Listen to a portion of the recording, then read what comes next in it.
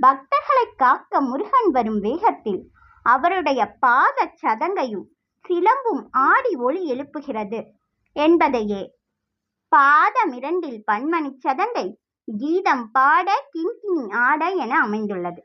அடுத்ததாக மையல் நடஞ்செய்யும் மயில் வாகனனார் என்ற வரியில் மையல் என்ற சொல் மயக்கம் அல்லது தன்னிலை மறத்தல் என பொருள்படுகிறது.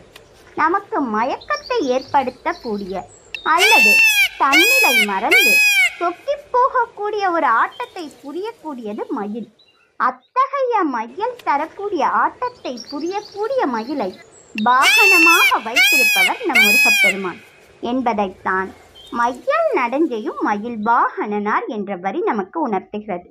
தன் பக்தர்களை காக்க வரும் முருகப்பெருமான் தன் கையில் கதிர்வேலோடு புள்ளி மயில் மீது அமர்ந்து வருகிறார் என்பது இவ்வரிகளில் குறிப்பிடப்பட்டது.